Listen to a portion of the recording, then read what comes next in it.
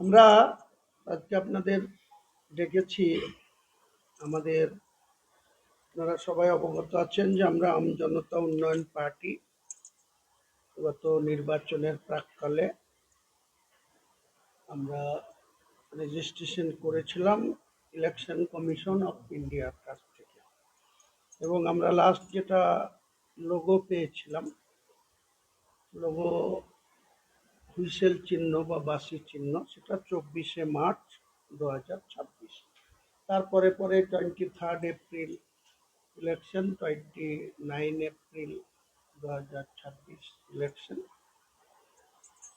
সেটার পরে সামনে এখন আমাদের স্টেটের দুটো সিটে, কারণ আমরা সবাই জানি, বাংলার মানুষ জানে, রাজনীতি সচেতন মানুষ তো জানে, প্রশাসনও জানেন যে রেজিনগর 70 এবং নন্দীগ্রাম দুটো সিটে দুজন, একজন মাননীয় মুখ্যমন্ত্রী শুভেন্দু অধিকারী এবং আমি হুমায়ুন কবির রেজিনগর আর 74 নওদা জিতেছিলাম, আর উনি নন্দীগ্রাম আর ভবানীপুর জিতেছিলেন। উনি 15ই মে 2026 নন্দীগ্রাম থেকে রিজাইন করেছে। আমি ঠিক ওনার 1 ঘন্টা পরে 15ই মে রেজিনগর থেকে রিজাইন করেছি। এই দুটো সিটের আগামী দিনে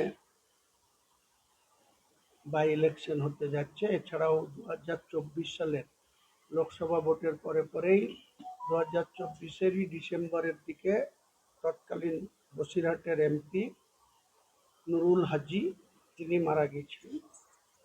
স্বাভাবিকভাবে সেটাও আগামী দিনে বাই ইলেকশন হবে। এছাড়া আসামের একটা সিটে হবে আমি যতটুকু জানি। তো সেই বাই ইলেকশন নিয়ে আমরা যেমন অত্যন্ত ব্যস্ত, বা অলরেডি বিজেপি অনেক আগে থেকেই ময়দানে নেমে গেছে। রাজ্যের মুখ্যমন্ত্রী রেজিনগরের তকিপুর মাদ্রাসায় এসে নির্বাচনের দাঙ্গাবাজি দিয়ে গিয়েছেন। তো আমরাও শুরু করেছি। আমাদের ক্যান্ডিডেট আগেই আমরা ঘোষণা করেছিলাম। আমার পুত্র গোলাম নবী আজাদ ওরফে রবিন, তাকে 70 রেজিনগরে আমাদের জনতা উন্নয়ন পার্টির প্রার্থী হিসেবে কন্টেস্ট করাচ্ছি। বিজেপি, কংগ্রেস, সিপিএম অনেকদিন পরে শুনছি, কারণ রেজিনগর, নওদা, বেলডাঙ্গা, বহরমপুর এসব সিটে আরএসপি লড়ত। আরএসপি কোনো অস্তিত্ব আমরা পাচ্ছি না খুঁজে। আরএসপি দলটাই মাঠে ময়দানে কুদালের আর কোনো ভূমিকা নেই, কুদাল বেলচা। তো এখন নতুন করে সিপিএম দমকলে জিতে উজ্জীবিত হয়েছে।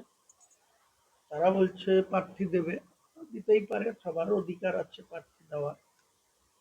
আমি মনে করি কংগ্রেস, সিপিএম যারা প্রার্থী দেবে, রেজিনগরের লড়াইটা সরাসরি ভারতীয় জনতা পার্টির সঙ্গে জনতা উন্নয়ন পার্টির হবে।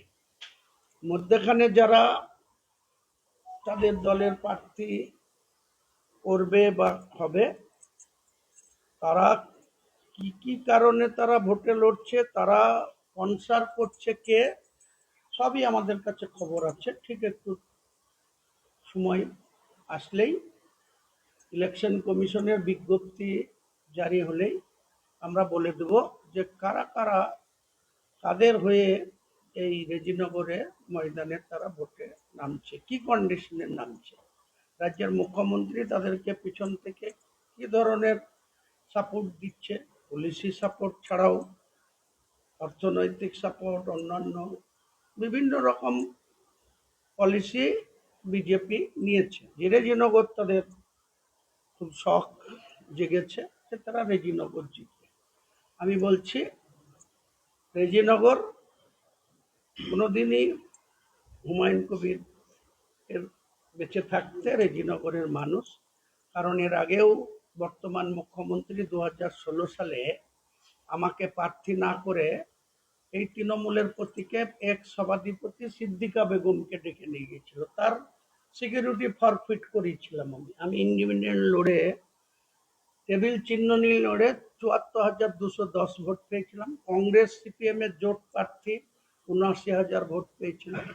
আর তৃণমূলের রানিং মমতা ব্যানার্জির প্রতীক নিয়ে ১৪,৬৩১। আর এই বিজেপি ১০,৩৩৫। আমার মাস্টার মশাই তিনি, আবার বঙ্কিম কর্মকার। তো তিনি পেয়েছিল ১০,৩৩৫ ষোলোতে। তৃণমূল পেয়েছিল ১৪,৬৩১। আমি পেয়েছিলাম নির্দল হিসাবে ৭৪,২১০। আর রবিউল আলম চৌধুরী, তিনি সিপিএম আর কংগ্রেস জোট প্রার্থী, তিনি পেয়েছিলেন ৭৯,৭৭০। এই ছিল রেজিনগরের চিত্র। পরবর্তীকালে ২০২১-এ আমাকে ভরতপুরে পাঠায় তৃণমূল। ভরতপুরেও আমি এই যে বাহাদুররা এখন অনেক লম্পজম্প করছিল দিয়ে হেরে ওখানে কলকাতায় গিয়ে গ্যারেজ হয়ে বসে আছে, পিছন পিছন ঋতব্রতর পিছন পিছন ঘুরে বেড়াচ্ছে। এইসব ব্যক্তিরা সেদিন অনেক আস্ফালন হুমায়ুন কবিরকে দেখিয়েছিল। মমতা ব্যানার্জিরও অনেক কাছে হয়ে তার কানে অনেক কুসমন্দর দিয়েছিল।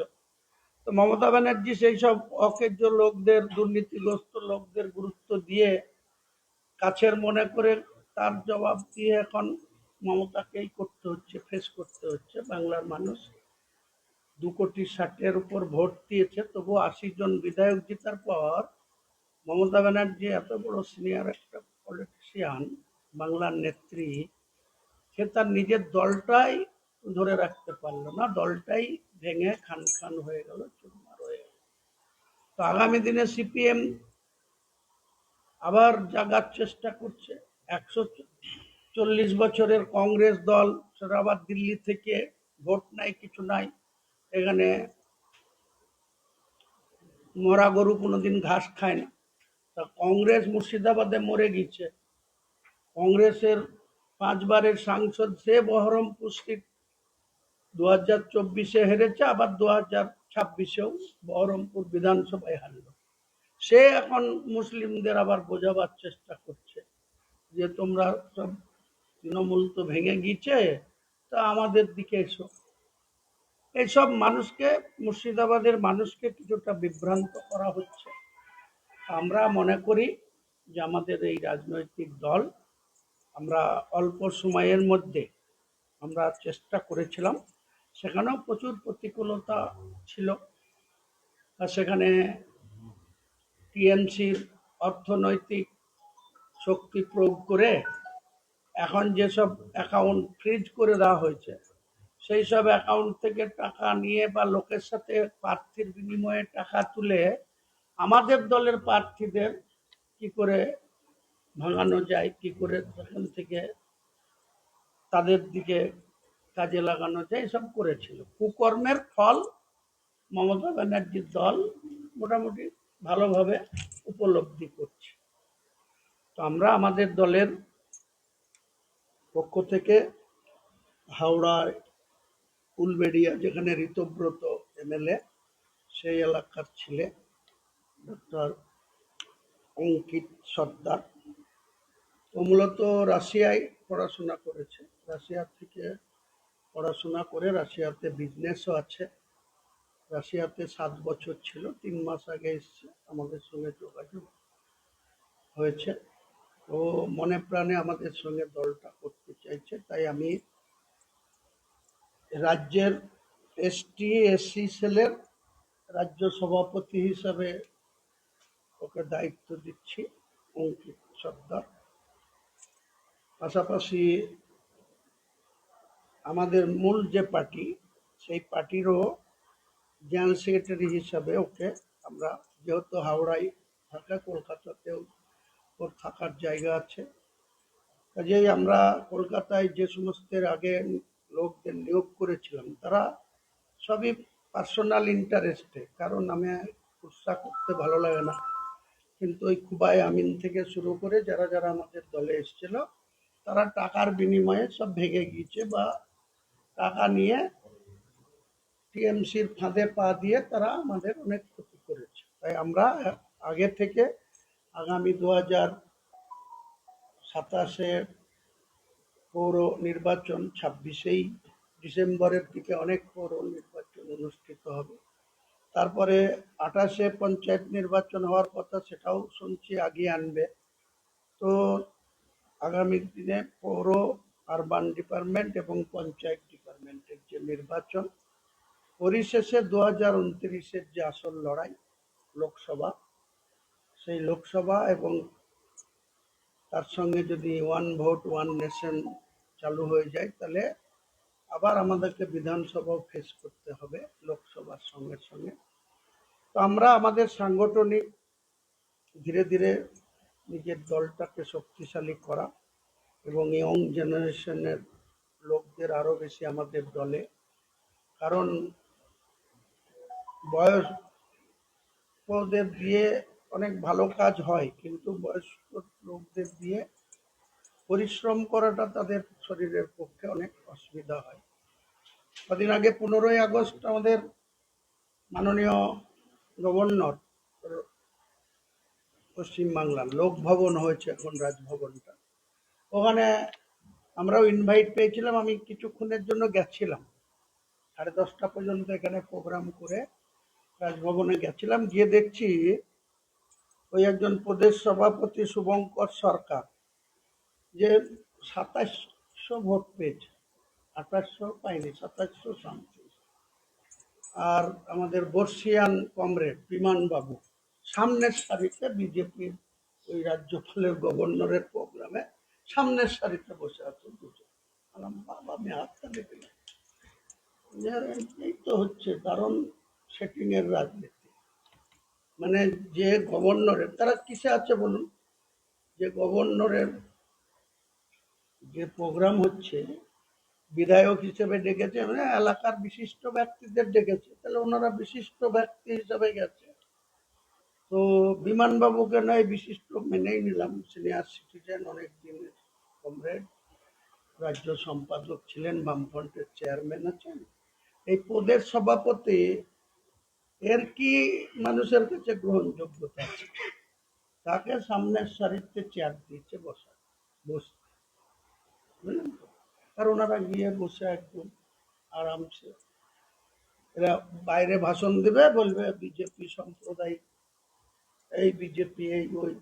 তাহলে বিজেপির গভর্নর, মানে পশ্চিমবাংলার গভর্নর, ঠিক আছে, কিন্তু তাদের ইনভাইটে সামনের সারিতে গিয়ে বসেছে।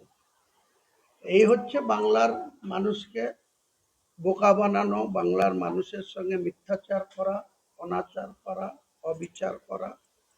আর এখন বর্তমান সরকার তো শুধু এধারে বলছে মসজিদে মাইক নামিয়ে দিতে হবে, সাউন্ড ডিসিপ্লিন অমান্য করা যাবে না। আবার তারাই দেখছি সব জায়গাতে বেশি বেশি করে, আগে পুজোতে যা ঢোল বাজতো, আমার মনে হয় আগামী দুর্গা পুজোতে তার 10 গুণ বেশি ঢোল বাজবে। মুখ্যমন্ত্রী বলেছে যে পুজো আরো বেশি বেশি করে হবে, অথচ এই এলওপিতে ছিল তখন ইনি কি বলছিল, মমতা ব্যানার্জি শুধু পুজোর অনুদান কেন দেবে? রেড রোডে নামাজ পড়ার ক্ষেত্রে তাদের বাধা হলো, আর জোকা করতে এসে 8 দিন ধরে রেড রোডকে ব্লক করে। এটার নাম হচ্ছে যে ওই কি, যে ভয় আউট ভরসা ইন। আমরা সব দেখতেই পাচ্ছি যে বাংলায় ভয় আউট হয়ে গেছে, ভরসা ইন হয়েছে। আর তার মধ্যে কিছু বিজেপি যাদবপুরে গিয়ে মারদাঙ্গা করছে, কিছু রাস্তায় গিয়ে এর মধ্যে তুলাবাজির ছবি, এত তাড়াতাড়ি তুলাবাজির ছবি দেখতে পাওয়া যাবে এটা আমিও আশা করিনি। কিন্তু লক্ষ্য করছি যে বিজেপির এক শ্রেণীর কর্মীরা, তারা মনে করছে যে আমরা রাম রাজত্ব পেয়ে গেছি, আমরা শুধু কোথায় টাকা আছে। আমাদের ওখানকার বিডিও অফিস আছে শক্তিপুরে, যাদেরকে পঞ্চায়েত লেভেলে একটা ভোটে দাঁড় করালে তারা ভোটে জিততে পারবে না, তারা বিডিও চেয়ারে গিয়ে সামনে বসে থাকছে। কোন দপ্তরে কি টাকা আছে তাদেরকে বলতে হবে। বিডিওদেরও তো চাকরি করা মহা মুশকিলের কিছু। কেউ নির্বাচিত না হয়ে কোনো জায়গায় সরকারি পদে না থেকে বিডিওকে যদি বলে কোন কোন দপ্তরের কি টাকা আছে আমাকে জানান। অন্নপূর্ণা যোজনা অনেকে টাকা না পেয়ে বিভিন্ন জায়গায়